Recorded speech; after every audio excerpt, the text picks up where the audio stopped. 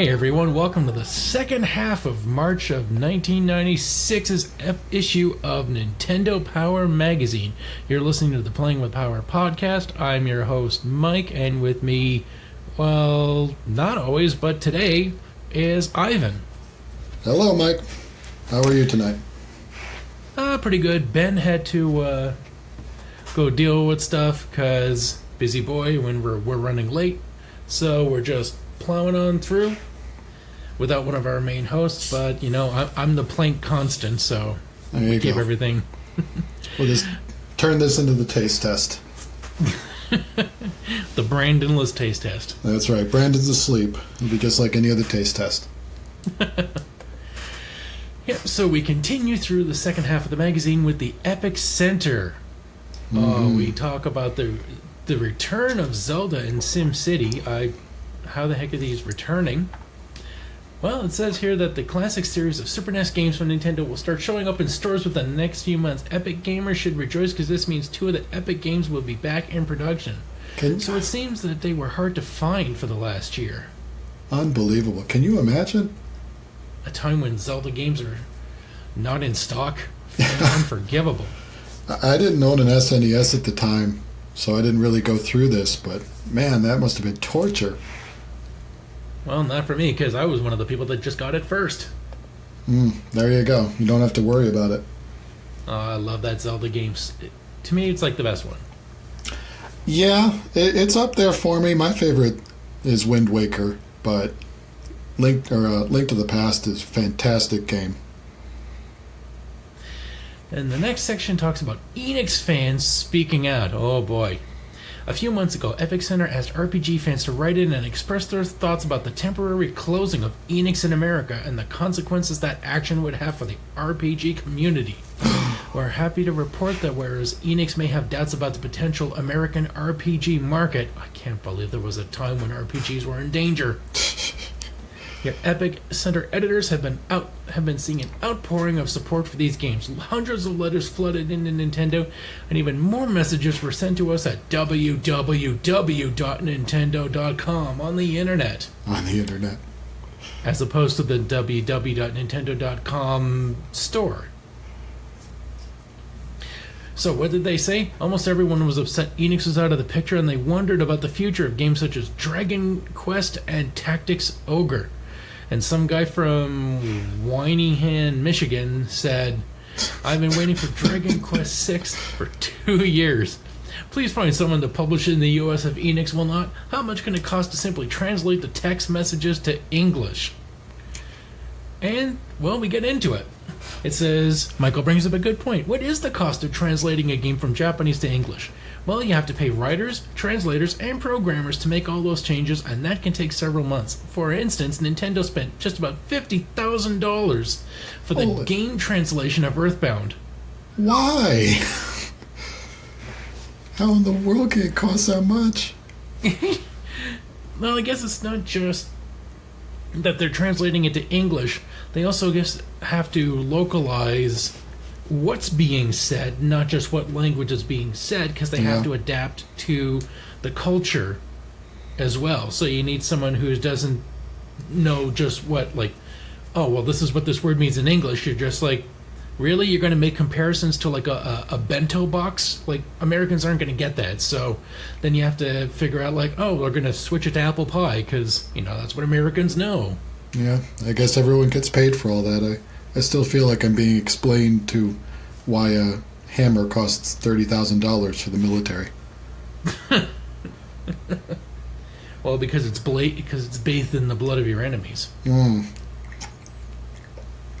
So the next one is Michael Valvano saying it is patently unfair that these games are being released in Japan that will never make it to the United States. Fuck, I agree with this guy. We have to put up with 2 years of hype, 2 years of excuses and delays.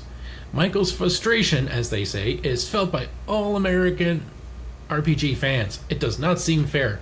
The ridiculously long development time was even noted by Mr. Yamachi, the president of Nintendo, during his speech at last year's Shoshinkai. As for all the games that are coming out in Japan, one must keep in mind the numbers. Japanese consumers have proven they will purchase millions of copies of a good RPG, and Americans haven't. Wow. Americans. That hurts. Clearly, we have to expand our Epic Gamer base so it is economically feasible for publishers to release translations in the United States. On this letter from Edith Jeter from Puyallup, Washington. I'm now 76 years old. I may not live long enough to see Dragon Quest VI unless someone takes action soon. Wow. That's some pressure. Come on, Nintendo. This lady only has another few months to live. That was 20 years ago. She's definitely dead. God, you're on a roll tonight. If this letter doesn't demonstrate the remarkable nature of RPGs, nothing will.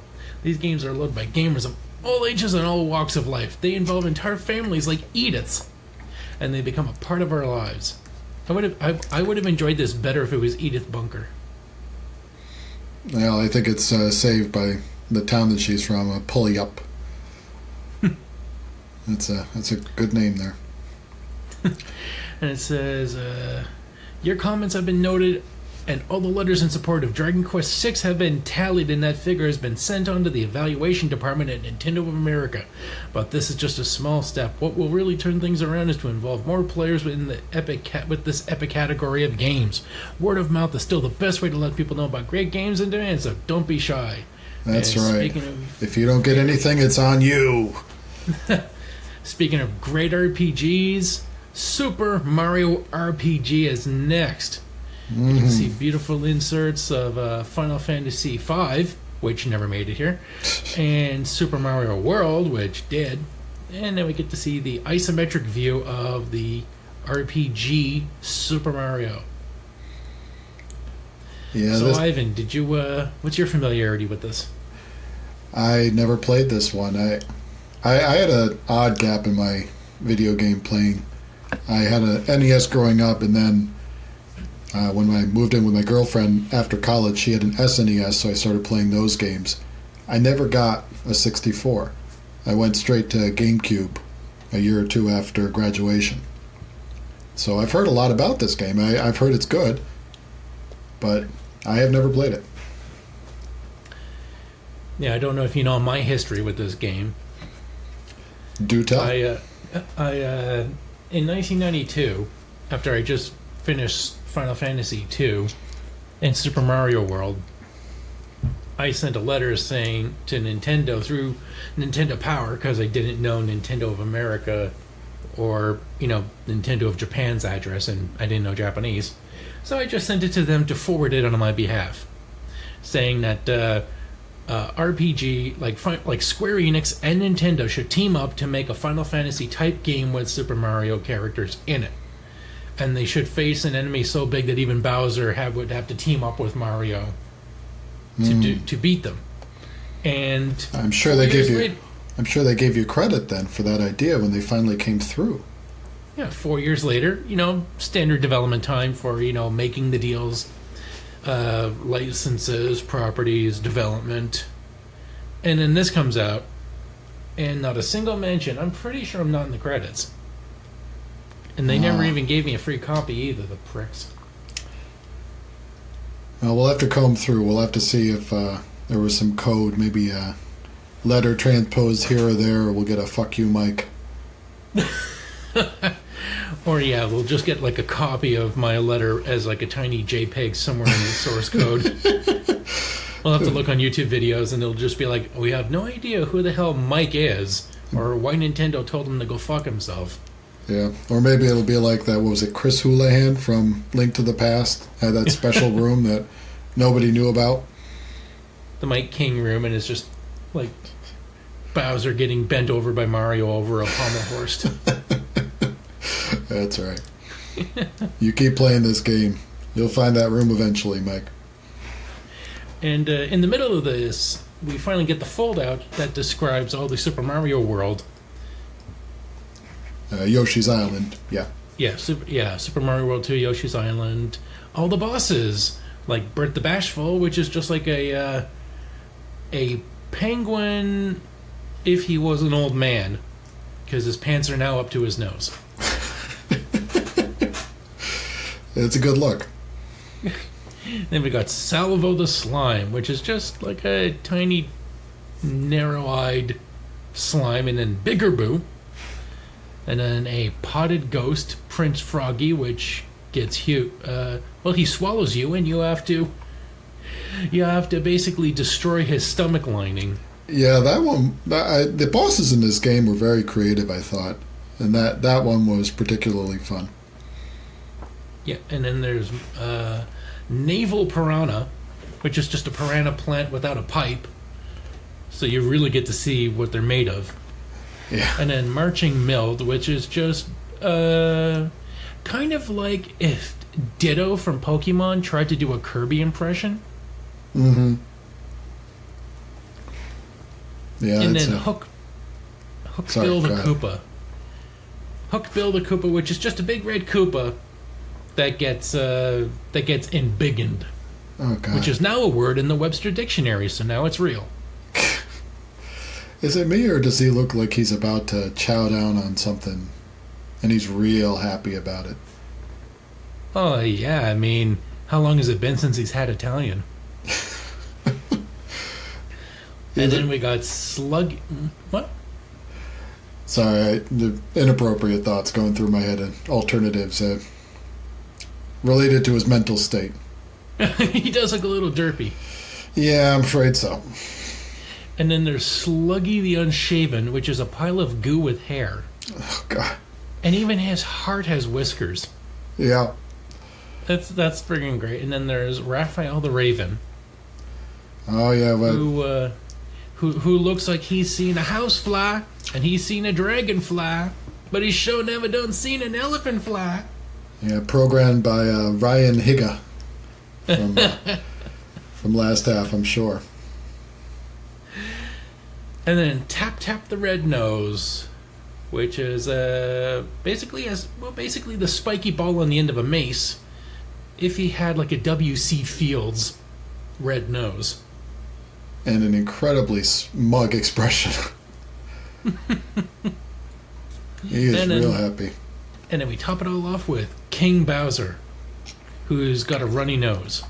And I like the fact that his room has got crayon scribbles on the wall. That's right. You know Baby Bowser is a fucking little shit. Yeah, he'll be damned if he colors in the lines. Or even in the book. Yeah, that's right. Yeah, this was a good ending boss fight. I recently completed Yoshi's Woolly World.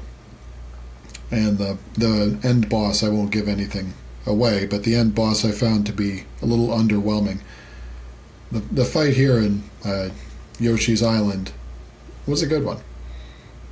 They changed the perspective a little bit like the Battletoads, the first Battletoads boss. So you're aiming out as opposed to across. It's fun.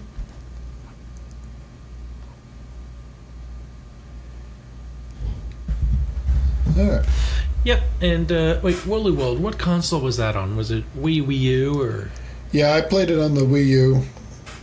I'm still doing catch-up. I've only just gotten to Switch games. Yeah, so now we're back to Super Mario RPG after that little diversion, talking about the sky is falling. The incorrigible Bowser, King of the Koopas, has done it once again. He snatched Princess Toadstool from her home and imprisoned her in Koopa Castle. When will he ever learn? Strictly speaking, he snatched her away from a field. So unless she's homeless now, living on a park bench. Or she was just out for a walk.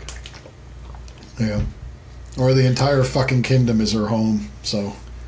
It says... Yep, so Mario rushes off and engages Bowser, and for an opening battle, the fact that you and him are facing off on chandeliers. Yeah, that's badass. That's like epic shit. Like that's if they made a Super Mario movie, this is what it should fucking entail. Not like fungus and bumper cars all over a city. Oh God. It's one of the worst movies ever made.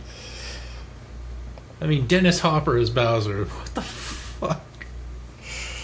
Yeah. But it says, defeat is snatched from the jaws of victory when Smithy, a giant sword, crashes through the Star Road above the world and plunges straight into the castle. Mario, Princess, and Bowser are flung apart by the impact. When they pick themselves up, they realize the world has changed, and not from the better. Mario begins his journey to set things right by meeting the Chancellor of the Mushroom Kingdom. There he meets Mallow, which was what Ben called the cauliflower thing. Yeah. He It's a pretty Mallow, good description. who just wants to find his family. And the two companions head off and they find the princess and they meet Gino, a mysterious entity who must collect the 7 star pieces that fell to Earth after Smithy plunged through the Star Road. Eventually, even the princess and Bowser join Mario's party. But unless the damage is repaired, no wishes will come true and the Mushroom Kingdom will be doomed. So would this been the first time then that Bowser and Mario teamed up? I think this would be the first time, yeah. And it may not have happened again until Mario and Luigi: The Inside Story for the DS. Yeah. Yeah, I played that game. I loved it. Oh, absolutely. That's a good series. They also get together in, what is it? Paper Mario for the Wii. Whatever that one was called. Super Paper Mario and the right. The sealed door or something. Right. Yeah, it's always cool when they team up. Oh yeah, just the animosity that Bowser shows for him, and Mario's just like, "What the fuck have I done to you? What's with the attitude?"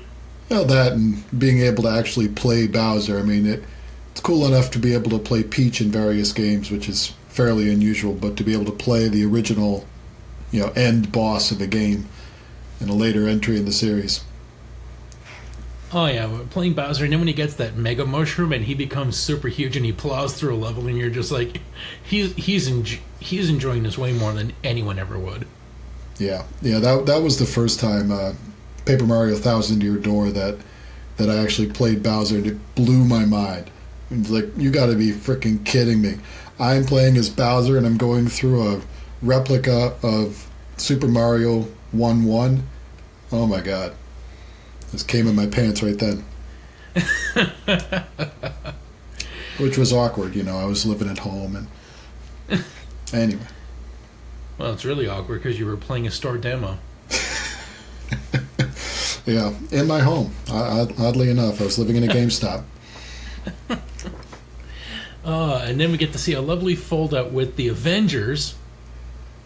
War of the Gems, which, if you just see the bottom font...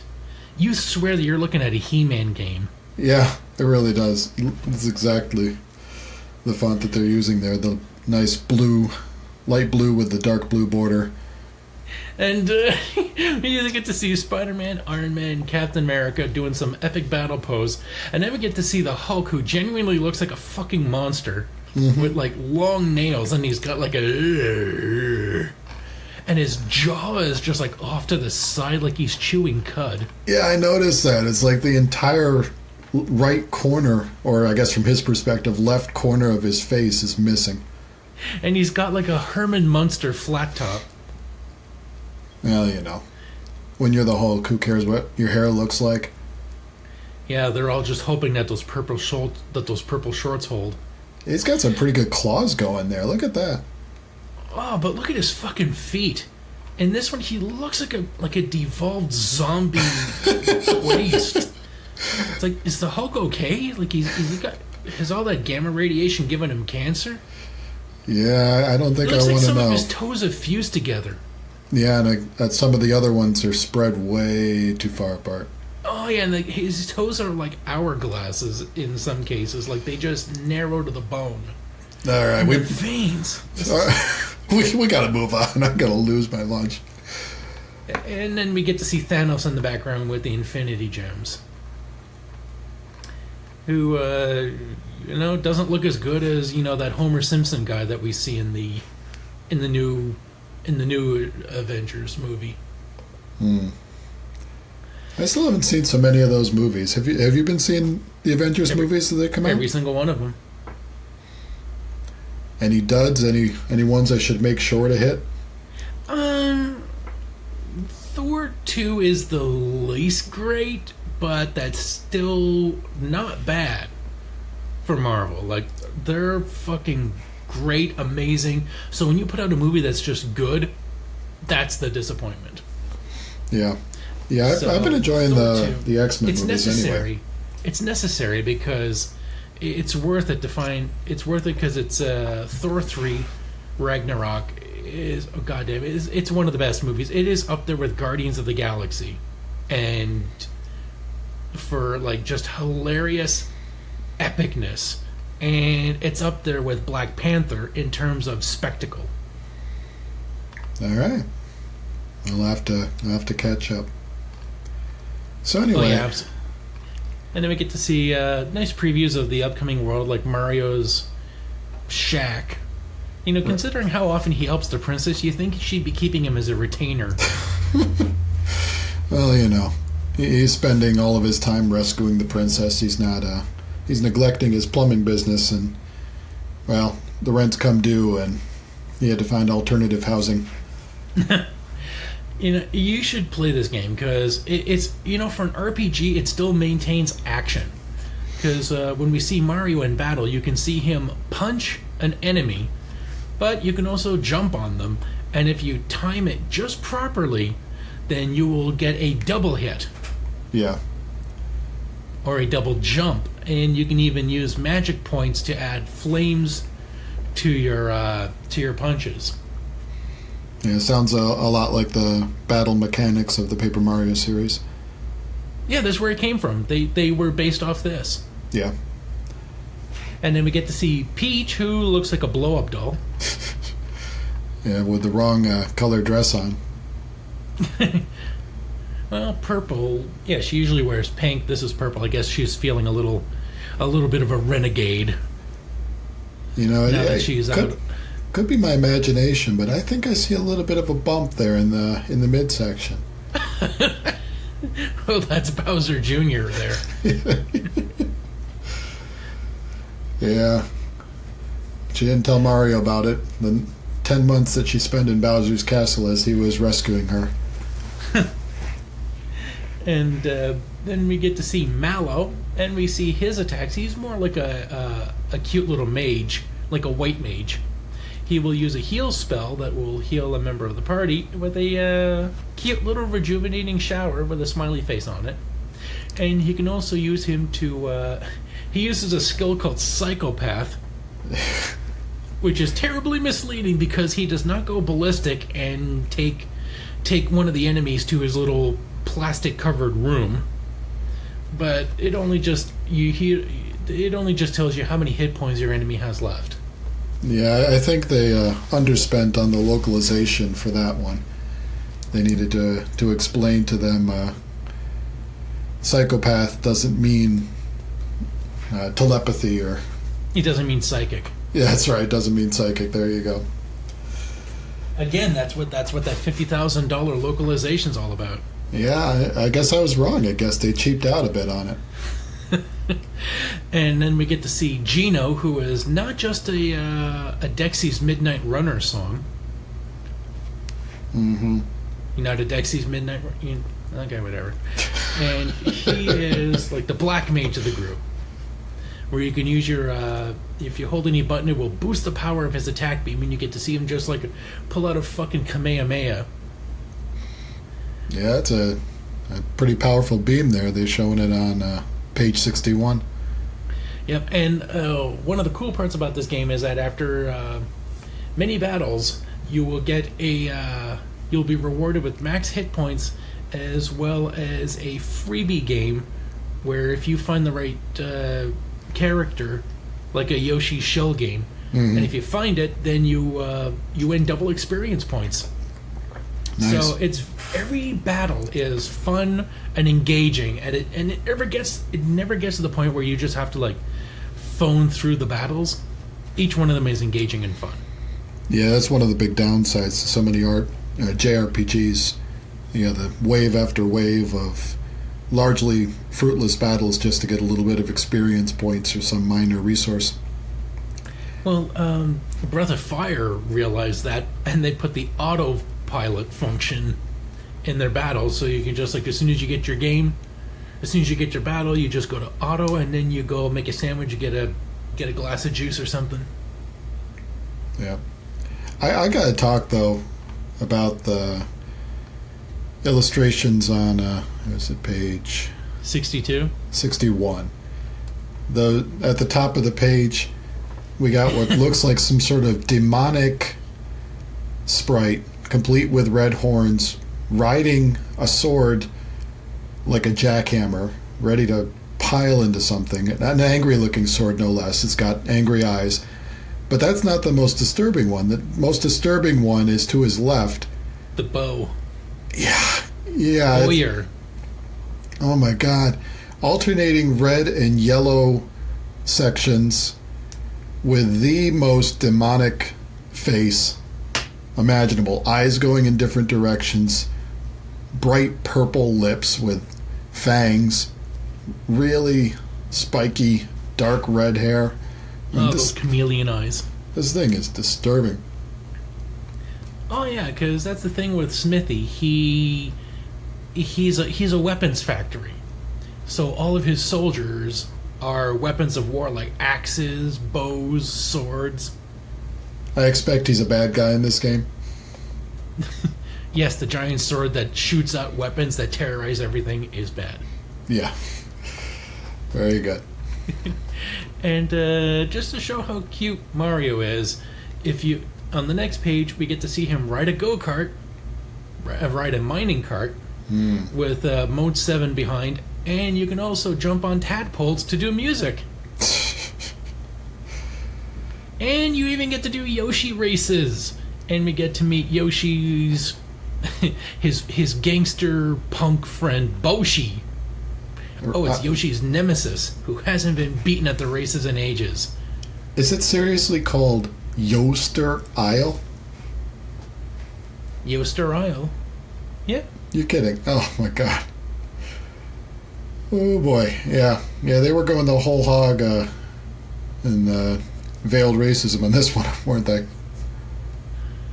Oh, and then we get to see Bowser, and he's the guy that will use Big Boo to terrify enemies, and it looks like at one point, I completely forgot about this, you fight a chained-up Donkey Kong? What? And you get to use a poison gas cloud, which hopefully is not a fart. That depends on who it's coming from. If it's Mario, you better believe it. That's how he gets all that jumping power. And then Crusher, which basically he brings a rock spike out of the ground.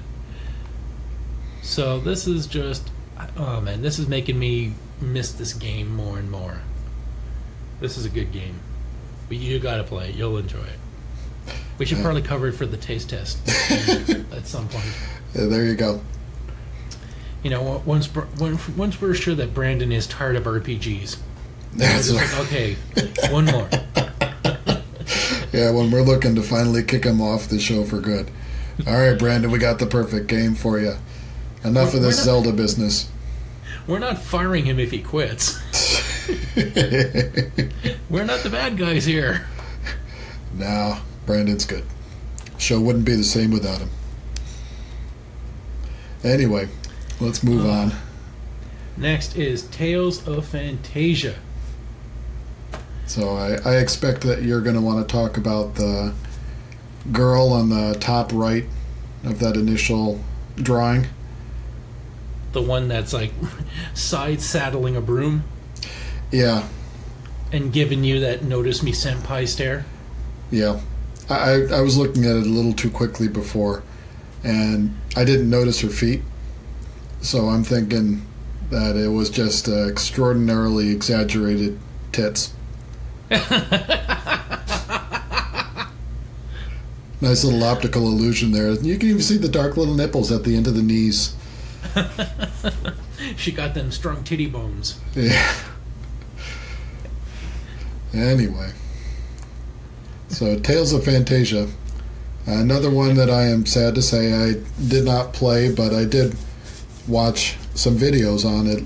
Looked like another quality SNES RPG. Oh, how good was the music? It was pretty good. And the graphics? Also good. Yeah. It made me want to play it for sure. And this has a history, It says, why has Tales of Phantasia garnered so many rave reviews from critics and fans since its release last December? Well, at a time when RPGs are becoming more cinematic in score and presentation, Namco decided to play that up to the hilt and give top, which is Tales of Phantasia, because it's Phantasia with a P, H. We wanted to give it the look and feel of an interactive movie. They turned to a genre of sci-fi and fantasy-related animation called OAVs, Original Animation Videos. Like, what do you mean original animation? Aren't they all? I was going to say, Department of Redundancy department here. As opposed to the ones that we just copied off the vault from the 1920s. And it says, in Japan, many voice actors enjoy the star status that Americans reserve for their on-camera counterparts. A number of famous vocal talents were enlisted to provide the voices for the game's heroes, which are heard throughout the game. Character designs were executed by acclaimed artist Kosuke Fujishima, best known for his hit You're Under Arrest and Oh My Goddess OAV series. Even the game's opening resembles nothing so much as a film's title sequence, complete with a digitally recorded theme song and vocals. Yeah, I barely had time to turn this game on and was just blown away with everything. But, you said you never got to play this? Guess what? Nobody did. Because with everything we're about to find out about this game, it never got released. Are you kidding? The ROM I played had to be said in it de-japped version. Oh god. Wow, that's a shame. Oh yeah, because this game, the fact that, and in the beginning it shows a quote from some American quote, but it was read in Japanese, like written in English, but a voice says it in Japanese. Nice. And I was just like, wow, that's, for a Super Nintendo game. Considering, the game that I played, I looked at two games. Frantic Flea, which looks like it was done in MS Paint by an idiot. And then this game. And it makes you wonder, how could these two games, so disparate in their appearance, both be for the same system? Yeah, it's easy. One tried. That's right. The other one was designed by Nicktoons.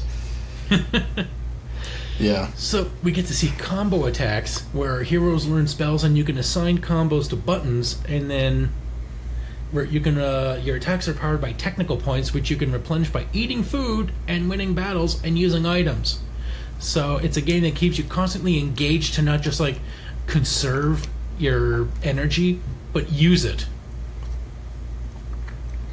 And here we get to see some anime characters like a priestess named Mint.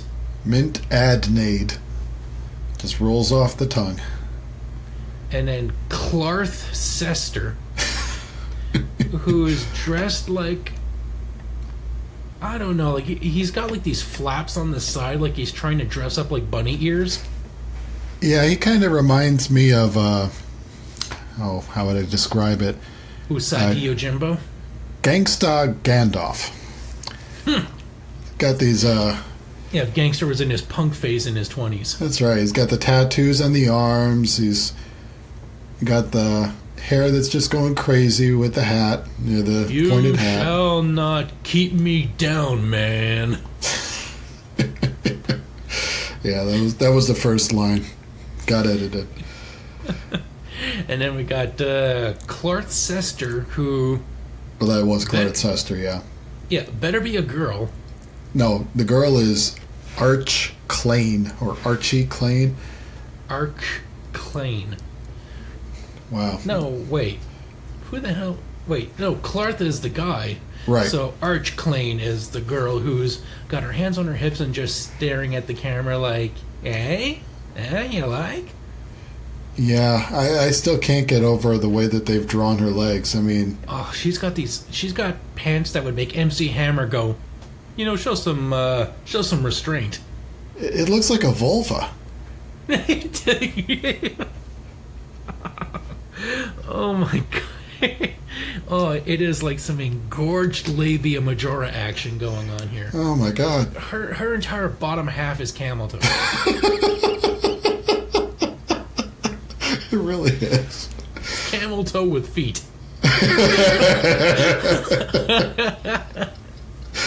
Oh man.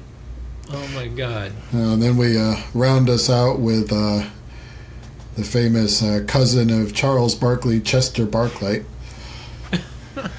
This archer with long flowing blue hair. Yeah, he's basically like anime Orlando Bloom. Yeah, there you go. All Man, right. damn, I want to play this game. It looks fantastic. It looks lush, crisp, good. We should definitely start doing more RPGs for the taste test. Well, unfortunately, RPGs don't lend themselves quite as well to a smaller format unless you want to break it up into a number of episodes. What do you think, people? Do you want us to do this or not do it? If you don't object to it, it's going to happen eventually. Oh God, Brandon, listen. He Listen means to the it. show, Brandon. He means it. All right. And now we move on to strategy. P.T.O. Pacific Theater of Operation 2. And, well, you can just tell from these screenshots, this is an interesting and engaging game. The first one is you look at an island and you've got things like USA Move Phase. But you don't see any ships, you don't see any things. It's just a map with nothing on it. Very engaging, yeah. Then the second page is basically says like Yorktown as fuck with a DSU Kingfisher, and I guess it's like a readout of like power, range, arms. So I guess it's just telling you how many aircraft you have on your carrier, maybe. Yeah. And then at the bottom, it looks like you've got like Vladimir Putin staring at you. With a suit and tie, no less. It's like Japanese Putin. And we've got more numbers, but not looking like the previous screen full of numbers.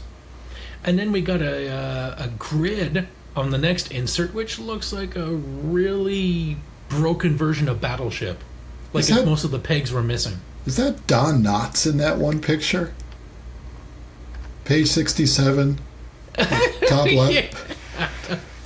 Golly, we gotta sink to Lexington or we're fucked. We got Don Knotts versus Putin. I wonder who's going to win that one. Watch the weather. The weather could be a thorn in your side, but if you're flexible enough, you can usually find ways to turn it to your advantage. All right, if this game wasn't balls to the wall action enough for you, we got weather for you to factor in. Ooh, and then it says like we can save your powerful negotiation cards.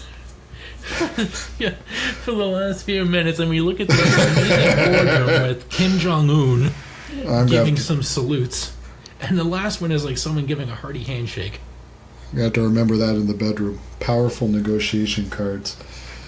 And then the next one looks like some isometric, like vector graphics, kind of like if they were like a pre-rendered model of a pre-model of Star Fox.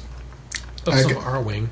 I gotta say, they do their best to give you a thorough description and guide to this game. And then they put this green font all over half of it. So fuck you. You're gonna need to sit there and try to piece together word by word what they're saying, like some fucking optometrist test. I mean, what were they thinking? Yeah, it's like it's like some secret, like the Tuskegee experiments where they like to put poison in vaccines to screw around with black people. This is like the Tuskegee experiment for their readers to see if they can induce dyslexia. Oh my god, it's incredible. I mean, look at page 68. Like 2/3 of it. We got 3 rows of Epic Center in the background, green and black.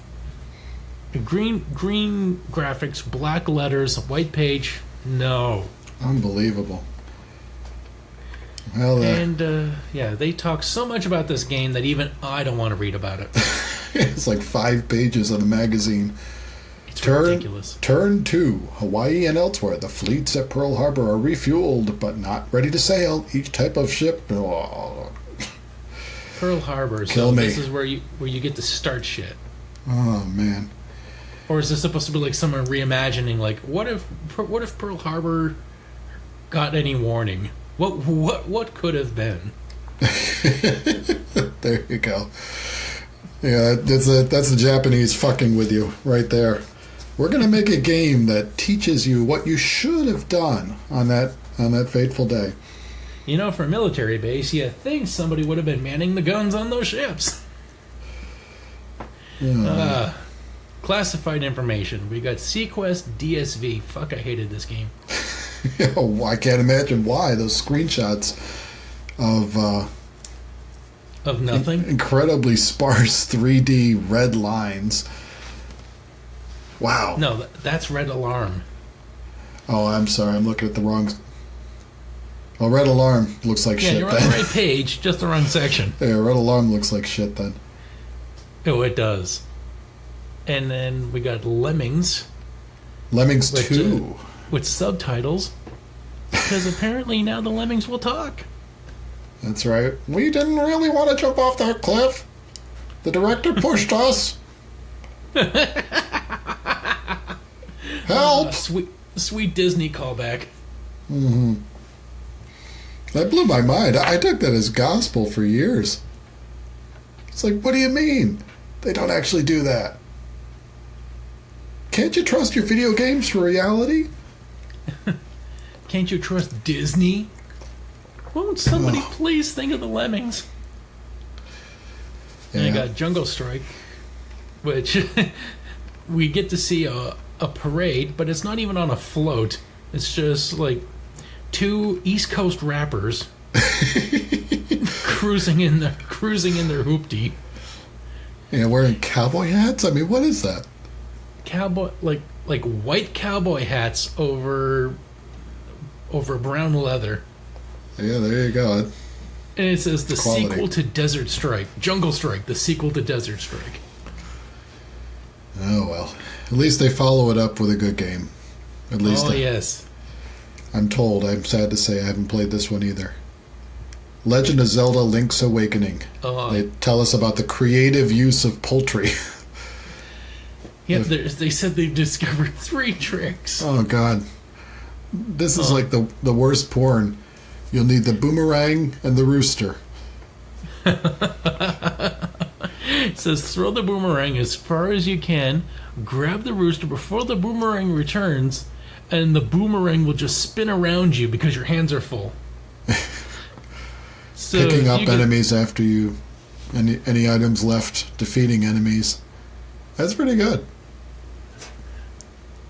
Yeah, and it says the boomerang will defeat enemies. When you drop the rooster, you'll pick up the boomerang and all the items it collected. As for the other 2 tricks, sprinkle a little magic powder on or fire the flame rod at a chicken and see what happens. So many ways you could take that. We wonder what it is about chickens that get the Nintendo programmers so excited. Yeah, I'm wondering too. And then we get to see Shaq Fu, which takes you to a secret arena. Is it one where a basketball fighting game made sense? Yeah, this is when Shaq thought that he could do anything, just because he's Shaq. Who am I kidding? We're still in that time. Shaq, I don't think we're in Kansas anymore. Oh, God. Actually says that. Oh, my God. It looks like he's fighting some horseshoe crab demon. Yes, as Shaq does. And then we got Pack in Time, where you can use stage select for, well, Pack in Time. And Mortal Kombat 3 with stealth select, smoke fatalities, and a smoke pit fatality, and oh my God, more pages of fatalities. Yeah. Lots and lots of Mortal Kombat codes. Sledgehammer for Shao Kahn. Where does he keep something that big anyway, they ask. and Smoke Friendship, where you do a friendship code and he takes out what looks like a mega horn strapped to his chest, aimed right at the other player. It's like The Mask. You know when he did that little squeeze and it went like, "Ooga." Yeah. I'm not sure how that indicates friendship, but alright, whatever. Well, it looks like he's killing the predator with like rapper pants. Yeah, really, this looks like the predator just like went out on the street to play b-ball in the court with his homies. Or it's a fembot installation gone wrong. Coming straight out of it. Took one of the fly girls from In Living Color and just gave her the predator face and dreadlocks. Oh, well. And next is NHL 96. Did you play sports games? Fuck no. Nope, me neither. Now on to the Smurfs. This is a Game Boy game, so be prepared if you played this on the Super Game Boy for so much fucking blue. Mm-hmm. Dabbo-dee-dum-da. Wow. That's incredible. They show you some screenshots. How can you distinguish anything in there? The log is blue. The house is blue. I have a girlfriend and she is so blue. Oh my god. At least the forest, they make it that very ugly olive green color. And now the Smurfs are green. That's right. That's unbelievable. Ben played this game, but he's not here to talk about it. Said it was a good game. It played well, good hit control. And I'd have to say the all-star of this coverage is on page 80 with Azrael presenting. Oh, yeah. Show us the money there, Azrael. Azrael is perched, like leaning forward on his front paws, looking back with his tongue out in anticipation while raising his ass in the air. Like he just don't care. That's right. He's saying, come and get it, Gargamel. Come on, get that wet, warm Q-tip. That's right. Pussy's here for you. And takes us to the counselor's corner with DKC2 Diddy's Conquest, and we got a special guest counselor, Cranky Kong himself. Now this was one I played. This is a good game. Indeed. So how do you expect to finish the game if you can't get through Red Hot Ride? Back in my day. Yeah, okay, don't get antsy. I'll help you.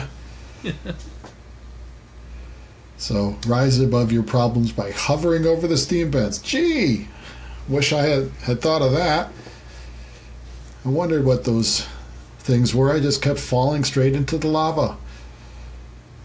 Take the low road by letting your balloon fall and then go below the bees that are just hovering in the middle of the steam vent.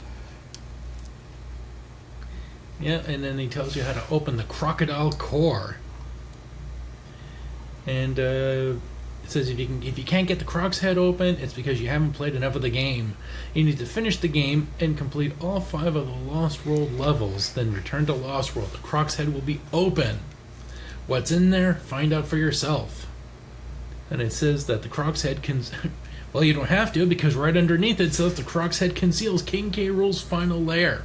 Conk the king and claim absolute victory. I love that expression that Diddy Kong has on his face at the bottom of page 82. Yeah, it absolutely is. A miniature Battletoad face. That is a disgusting sprite for K. Rool. Yeah, it looks like he saw like Lola Bunny playing basketball or something.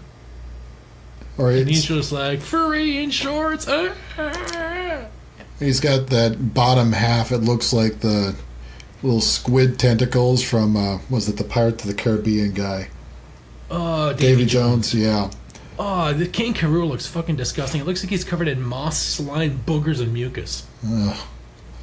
Speaking of which, Randy Casper. Okay.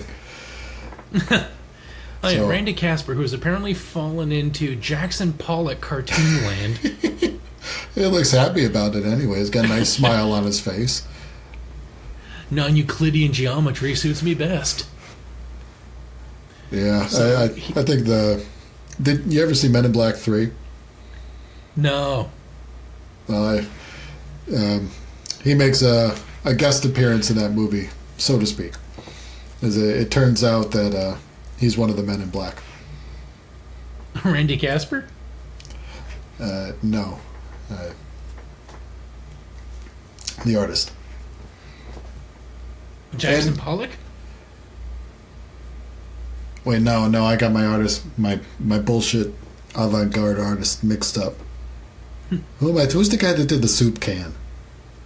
Andy Warhol. But there you go. That's the guy. That's the guy. Yeah. He's Agent W. Huh. And he's telling us how to find the real thief in Breath of Fire and curing the Queen of Tunlin, which was, as I mentioned before, the liposuction level, because you have to shrink down, enter the Queen, who is being being cursed with a fat spell that's making her fatter and fatter until eventually she's just going to crush herself. All right, let me get this straight. So she's getting fatter, and in order to eating, but she's still getting fatter. In order to cure this, you have to enter her bloodstream. Right. And you can see that as you in the last insert, you can see little veins, ventricles, arteries that you're entering through, and you have to defeat fatty corpuscles in each area. Looks like a reproductive system. I swear, you got the ovaries on each side, little holes on the left and the right. I think those things are sperm, man. And then you fight like the big fatty blob, and then when you do that, then the spell wears off, and then she can, get out of bed, and you don't have to tear a hole through the castle to move her. Oh, I thought you were going to say you fight the big fatty blob, and then it spews this hot liquid all over you. And then next we got Bob Givnin, who kind of looks like the Joker. Wait a minute, is this the same guy from before? Just in a photo negative view, like it's the exact same expression on his face as what was it, Randy Casper? Yeah, except he's got Bill Cosby's sweater. And he's talking to us about Yoshi's Island. Can I return to previous worlds? And it says, yes, you can if you saved your game. Well, thank you, Bob. Giving us the good the good advice there.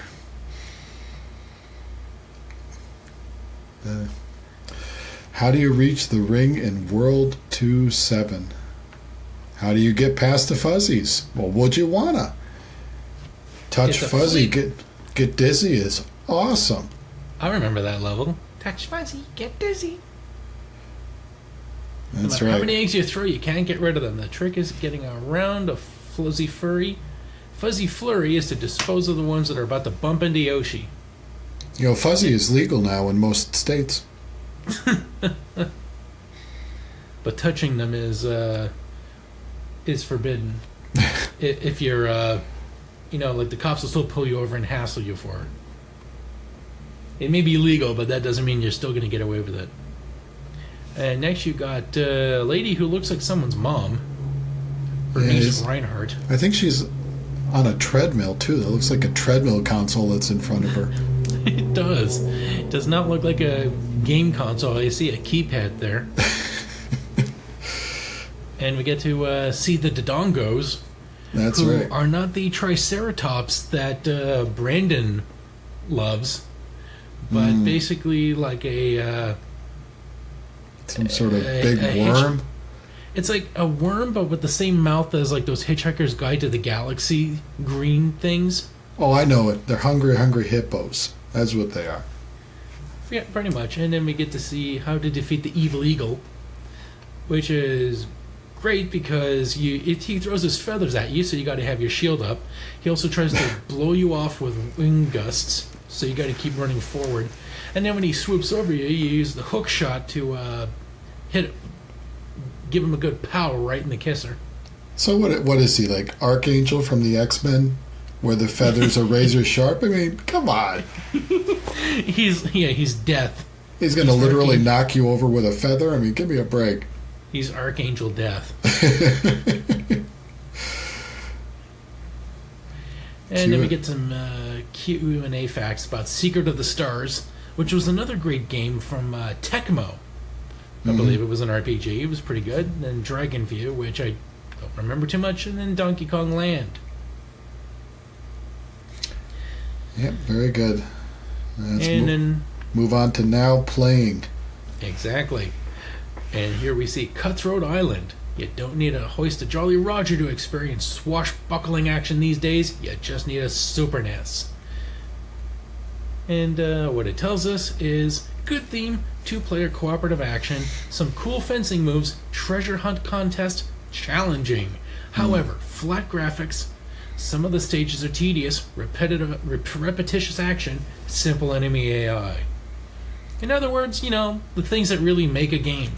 Yeah. So, all right. They follow that up with an entirely different game. Cutthroat Island. That's right. They reviewed it for the SNES. Now they're going to review it for the Game Boy. Fun theme, introduction of new moves in the game.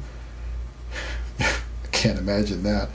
No Super Game Boy enhanced features, however. Slow play control, no password. And the worst graphics you've ever seen in your life. The sprites. Oh my god. Look at that Doppler effect in the background. The sprites are barely humanoid. It's about the best you could say for it. This is like Atari level. What was it? Those old handheld games? The Tiger games? Yeah, it looks like those. Like a slightly better version of those graphics. Wow. With the most orange background. So orange. The orangest. And then we got NHL 96. NHL license, lots of game modes, quick action. However, limited close-up view of the rink. Now on to an actual game. Wait a minute. They actually put NHL license as a positive feature. That's not a positive feature. That's the fucking definition of it. It's the title. This is an NHL game. That's not a positive feature. Yeah, this NHL game has NHL teams in it. Oh my god. Oh my god. And then the Smurfs. Cuteness rules in this Smurfacious debut for Game Boy. Fuck, so much blue. Painful to look at. You almost are relieved when you see the Smurf in that one picture in the bottom right, where you've got him with a sky background where the sky is actually white. You're like, oh my god, I can distinguish the sprite. Some color disparity. Finally. It says, nice big character graphics. Good use of Super Game Boy enhancements. However, not too challenging. Well, that's all right. If you want a challenge, we've got 3D Tetris for the Virtual Boy. It automatically saves puzzle mode and all high scores. You can adjust the settings, and positive, very challenging. Negative, players won't find it easy to spend the hours they spent on the original Tetris. Oh, you mean with that occasional epilepsy kicking in? Ugh, that's right. Without them collapsing to the ground with either a blinding headache or an epileptic seizure. God, look at how shitty this coverage was this month. There's only 5 games in the Now Playing. 5 games to be reviewed. And the biggest pick got 2 editors giving it a thumbs up, and that was 3D Tetris. Oh my. Oh fuck, this is sad. This is so sad. Fake games. Sad. Oh, speaking of sad, look at the eye strain on this banner for the Virtual Boy. Oh. God, this hurts. Yeah, I can't. Closing my eyes. Just as blue as the Smurfs was, this thing is incredibly red. It's ink red-able.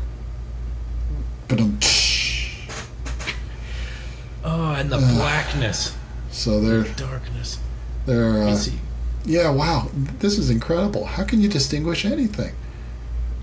Did you own a Virtual Boy? No. I didn't even know it existed until a year or two ago. I had no clue that this... Until we told you about it? Yeah, basically. So I hadn't seen anything about it. This is just as bad as you guys were talking about. Unbelievable. Although I am glad that I picked Golf for, what was it, the best graphics on this in the Nesters? Because look at that. That actually looks like a guy... Oh, fuck it. Who am I kidding? This looks like shit. It looks like a guy if he was playing golf in hell. That's about it. You can barely see his club. All you can really tell is that he's kind of with his body curved off to the left as if he's just swung. But you can't really see the club. He's just kind of dancing there. Oh, man. Nestor's Funky Bowling. Okay, I gotta play that. That actually doesn't look too bad for the standards of the Virtual Boy. You got a funky bowling, white boy. Yeah. Yeah, that was my sport back in the day. I don't know. This Panic Bomber looks somewhat decent, like Yoshi's Cookie or Bubble Bobble. No, not Bubble Bobble. Like Bejeweled or Candy Crush. Yeah, you can kind of distinguish the pieces in there. Mario's Tennis looks okay as well. And then Tolero Boxer, which is basically a black fucking cube. Tolero Boxer pits you against futuristic pugilists in a modified Punch-Out perspective. Punch-Out! Exclamation point, perspective. No capital. No uppercase. Oh shit, this is so sad. 3D Tetris. Well, thankfully they spared us the pictures because we've seen enough of them throughout this issue. That's right. See this month's regular issues now playing for the coverage of 3D Tetris. That's never stopped them before. Virtual Boy where Wario is facing off with something. What is it, like a dragon? Wow. I can't tell. And in Waterworld, which... I mean, it looks like there's an actual background, unlike the game itself. All I can tell that there is a background. That's like the deepest of Twilight. Good luck distinguishing anything. Oh, and then Virtual League Baseball, which you're a batter standing at a plate and maybe there's a pitcher somewhere in the darkness. I honestly can't tell. Maybe a ball's coming, maybe it's not. Yeah, just like your dating life. Ooh. Easy shot. And then after that, we have the Pack Watch, which tells us about Power Pigs. And look at that intro screen, which really looks like a coloring book. Yeah, it's coming from the Frantic Flea School of Game Design and Graphics. And this is by Titus. These people should know better. This game looks like... These look like games that developers make while they're in school for their projects. Just so that, it says like, okay, now you've got the fundamentals. Now you can make a game that actually looks good. Or you could just go to work for Titus. This is weird. Like, some of these backgrounds look great, but the characters themselves look like fucking doodles. Yeah.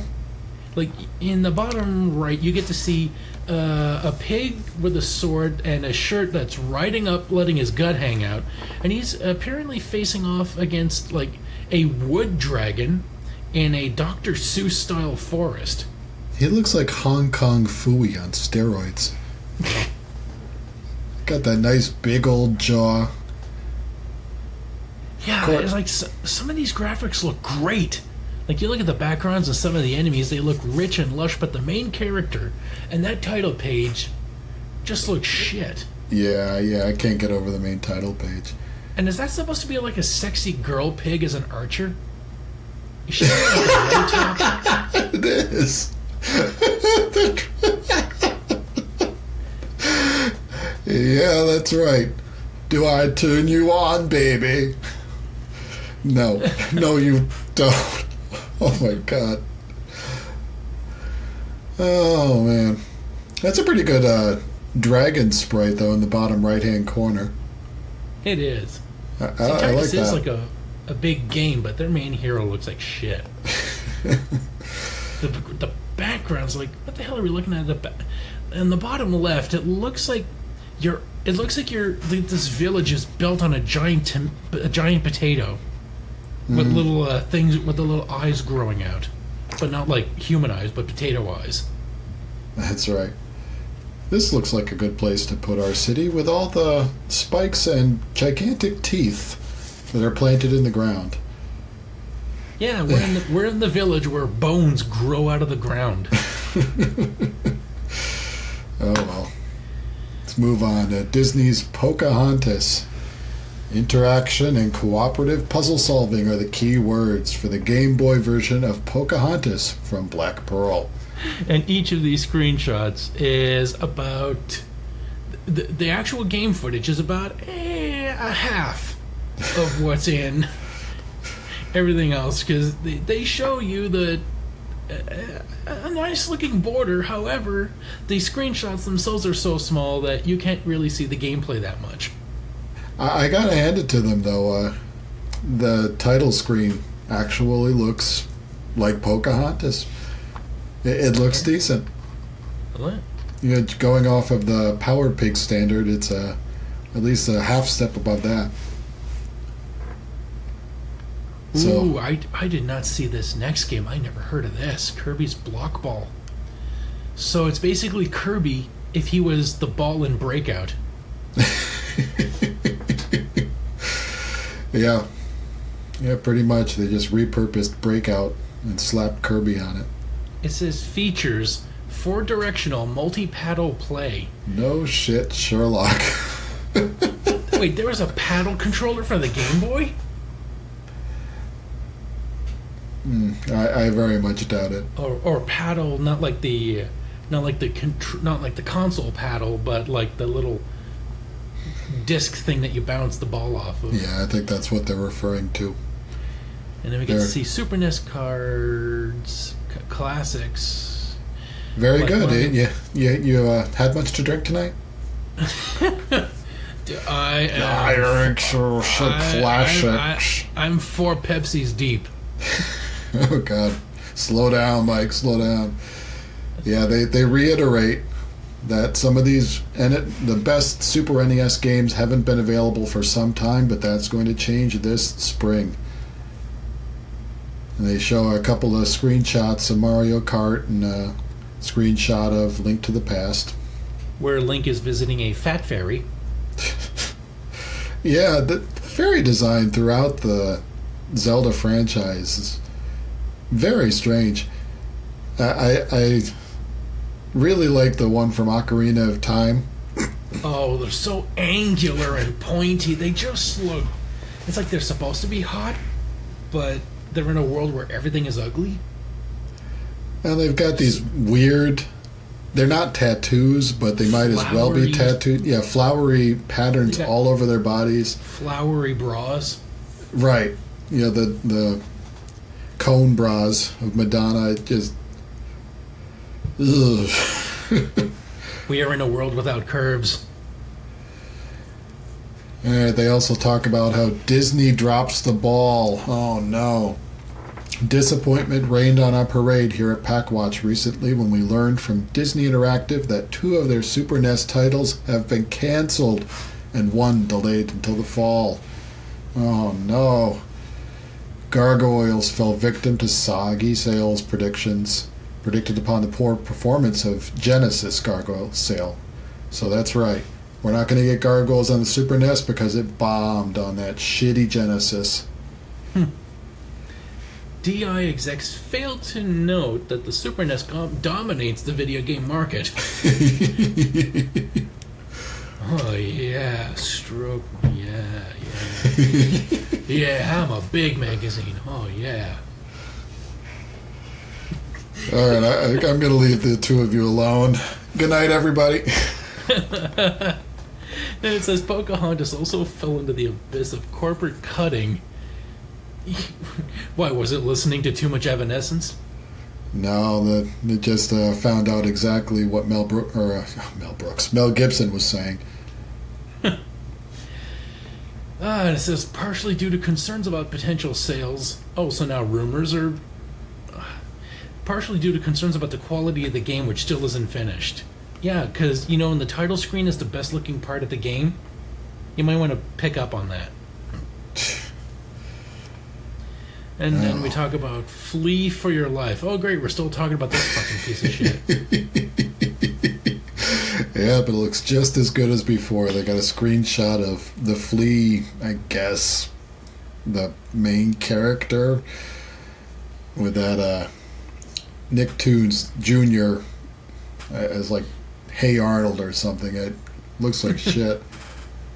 Then they've got the Killer Instinct cards from Topps Publishing. Oh, I'm sure you had those back in the day, right, Mike? Oh, yeah, right next to my Garbage Pails Kids. Now those I collected. They were both done by Topps. Yeah. Yeah, I couldn't understand why my mother didn't like the character Pin Lin. Or the one that's constantly barfing everywhere. Yeah. God, my parents were saints.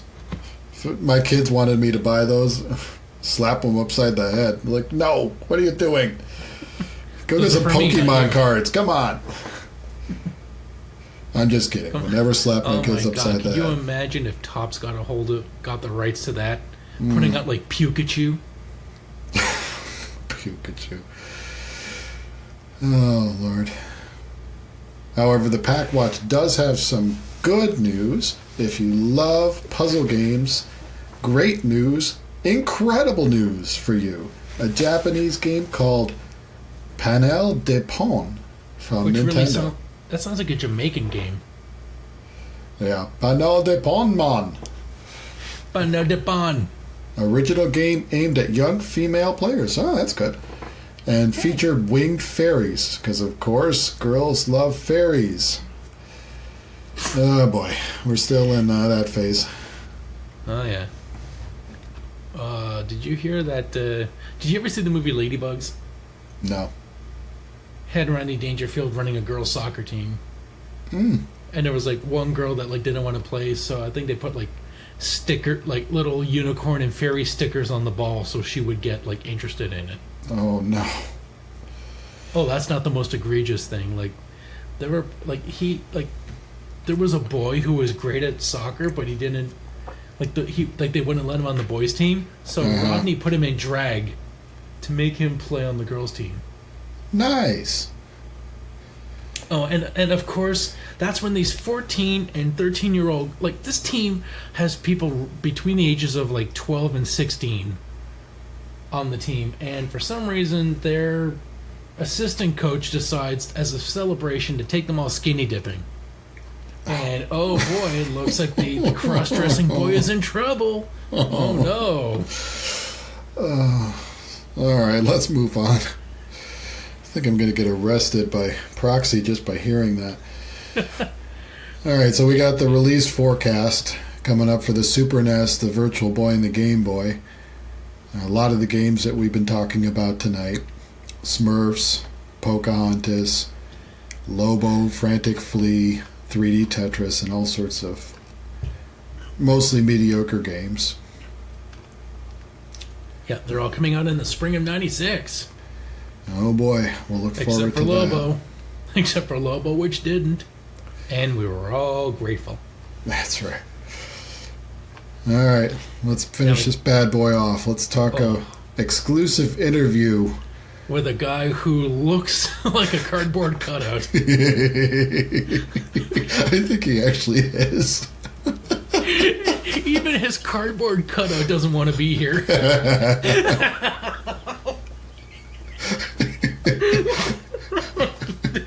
Oh, sweet goddamn. This is so... like, this guy, he looks like he's got a triple chin, but he's not overweight. He's got a Peter Griffin-style chin, and then, some chins under that, but he's not fat. Yeah. He's clearly a firebrand there. You can see the personality just shooting out of him. Oh yes, out of his beige jacket and his gray undershirt. Incredibly bland expression.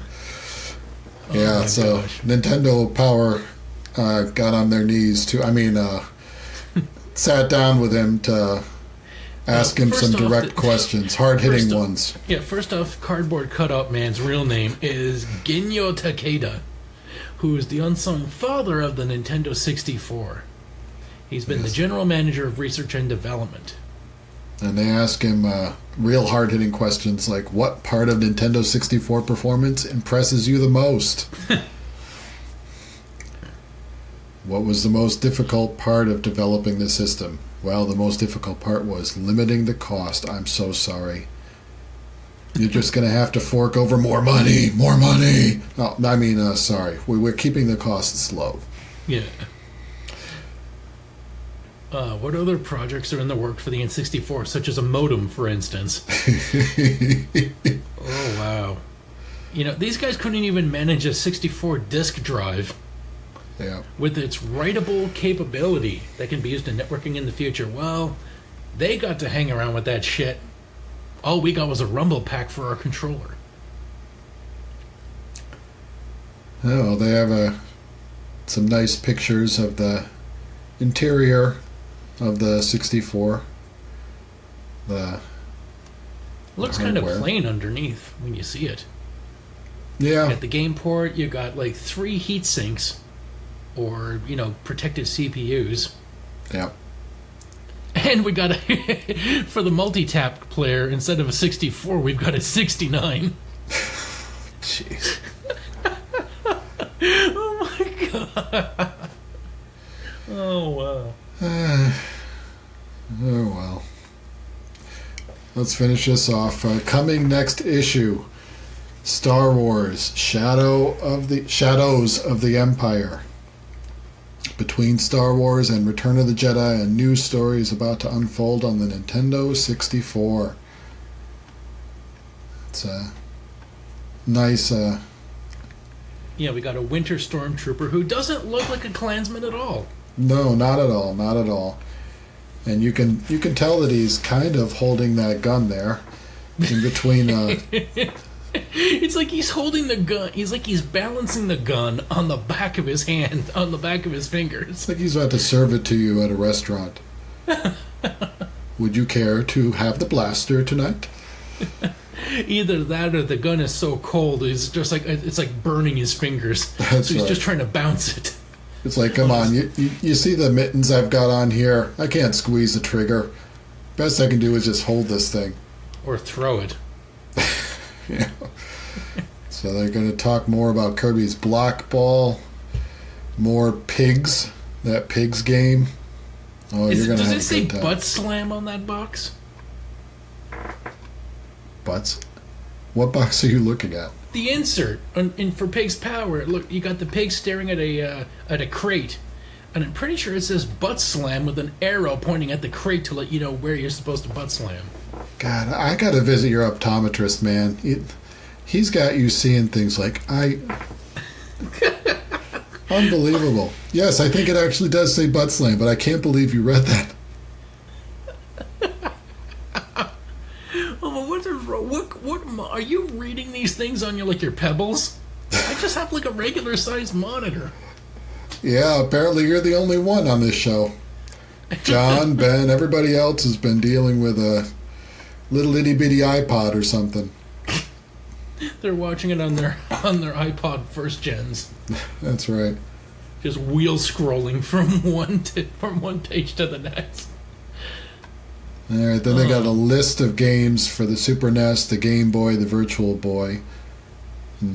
Nice long list, and some descriptions of back issues of Nintendo Power. Try to tempt we you get to see a lovely cascade of games, and among them is Yoshi's Island, Killer Instinct, Mortal Kombat 3, and Secret of Evermore. Yeah, not a bad lineup. Another game we need to play. We need to do like one RPG, at least one RPG a year. We did Phantasia for last year. So we're up for a game for this year. Very good. Well, that wraps us up, I think. We're down to the end of the magazine. So, yep. So, Mike, you want to handle the wrap-up, how people can find the show? Well, you're listening to it, so you already did. But if you want to tell someone else how to find the show, you can find us on Facebook at facebook.com/playingwithpowerpodcast. You can also find us on, you can also support the show, kick us $1 or $2 at patreon.com/playingwithpower, I believe. And, I'll take your word for it. The details are on the Facebook page, if I gave you the right one. That's right. Maybe you'll find us, and if you do, maybe you'll kick us a few bucks. If you find something that's not us, then you tell them to give up their name so that we're easier to find. Yeah, and then you go over to the graveyard shift and you tell them the same thing. Yeah, tell them stop talking about Jesus. Because again, how do you get a graveyard shift like that? And it's not a horror podcast. It's about Jesus. That's right. We're sitting outside the tomb and we're waiting. It's been a couple thousand years, so he's due. He's due. And we got a lot to talk about while we wait. Anyway. And then we got the taste test. If you listen to this feed, you will also eventually hear new episodes of the taste test with me, Ivan, and Brandon just serving up tasty morsels of reviews and deciding whether we will substitute anything, come back for seconds, or send it back. Yeah, the next coming up, I think, is Ninja Gaiden. Pretty good game. I enjoyed playing it. Enjoyed talking about it. Yep, it was a fun game until I couldn't play it anymore. Yeah, it is a hard-ass game, but a good one. And you can also check out the Geek Fallout Productions Facebook page and iTunes feed for the return of my show Technobabble, which was my very first podcast. So Very that's good. Coming back. Looking forward to it. We're bringing back the original 15, so you'll get to hear what I was like when I first got started in this game, when the game chose me. You mean this is we're gonna hear you before this polished professional version? Oh yeah. Oh god. And you can also check me out on the Graveyard Shift at the Graveyard at facebook.com/the Graveyard Shift Pod, or the Graveyard Shift Horror with Sheldon and Mike on iTunes, Google, wherever you found this, you can find that. Yes, and that one is a good listen. I never miss an episode. Very entertaining. We review horror movies. We talk about the good, the bad, things that just make us say what the fuck, and also we toss in our own deleted scenes or skits. It's a very, very fun time, and by the time you hear this, we will have spoken with Lloyd Kaufman, the creator and director of Troma Films, The Toxic Avenger, Sergeant Kabuki Man, Poultrygeist, Night of the Chicken Dead. That guy, if you know him, you'll love him. He gives great interviews. He's always just a goofy, wacky, creepy guy. So we're gonna have we're just on cloud 9. We're so excited. And by the time you hear this, we'll be having that ready on the Graveyard Shift. And then Ben's got a new podcast. Yes. Shout out. Yes, Repeat One, where he gives the brief synopsis on the artist or the song that is just so good you could just listen to it for hours because it just speaks to you. It's got like a message to it. And he'll give a story and a bit of a sample of the song. Like, usually the podcast is shorter than the song itself because, I don't know, standards are... He's afraid of getting copyright strikes or something. But it's a nice little show. Absolutely. And I'm sure he's going to love hearing me, like back away slowly from his show. And it's a fantastic show. As I scrape slowly backwards, I have no interest in it. No, kidding. And you won't find John because he's not doing anything. Well, not anything that he wants to let us know about anyhow. Yeah, not anything that needs to be known. Doesn't want the cops around. No. So, I hope you enjoyed this episode as much as we did. Until next time, I'm Mike. I'm Ivan. And you've been playing with power.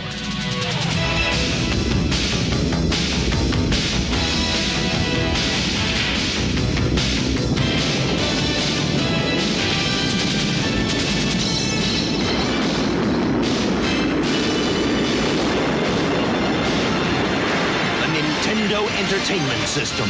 Now you're playing with